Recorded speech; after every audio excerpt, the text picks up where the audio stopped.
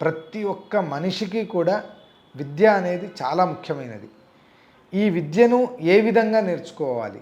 గురు శుశ్రూషయా విద్య పుష్కలేన ధనేనవ అథవా విద్యయా విద్య అని 3 విధాలుగా చెప్తూ వస్తున్నారు. ఉత్తమమైనటువంటి విద్యాభ్యాసం ఏంటి అంటే గురు శుశ్రూషయా విద్య అంటే గురువుల యొక్క సేవ చేసుకుంటూ గురువుల యొక్క మార్గదర్శనంలో వాళ్ళు ఏ విధంగా చెప్తున్నారో ఆ విధంగా మనం విద్యాభ్యాసాన్ని చేయడం ఉత్తమమైన విద్యగా చెప్తూ వస్తున్నారు. అథవా పుష్కలేన ధనేనవ అంటే పుష్కలమైనటువంటి ధనాన్ని వాళ్ళకి ఇచ్చేసి వాళ్ళ దగ్గర విద్యాభ్యాసం నేర్చుకోవడం. అథవా విద్యయా విద్య అంటే నేను మీకు ఒక విద్యను నేర్పిస్తాను, మీ దగ్గర నుంచి నేను ఇంకొక విద్యను నేర్చుకుంటా. అంటే ఈ విధంగా 3 విధమైనటువంటి విద్యాభ్యాసాలు అనేది లోకంలో మనకు శాస్త్రంలో చెప్తూ వస్తున్నారు. లోకంలో కూడా ఇటువంటిది కనిపిస్తుంది.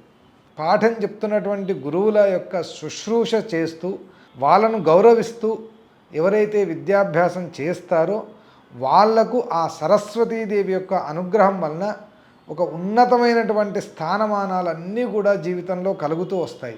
అందువలన విద్యార్థులందరూ కూడా మీ గురువులను తల్లిదండ్రులను ఏ విధంగా గౌరవిస్తారో అదేవిధంగా మీకు పాఠం చెప్తున్నటువంటి ఉపాధ్యాయులందరినీ కూడా గౌరవిస్తూ రావాలి.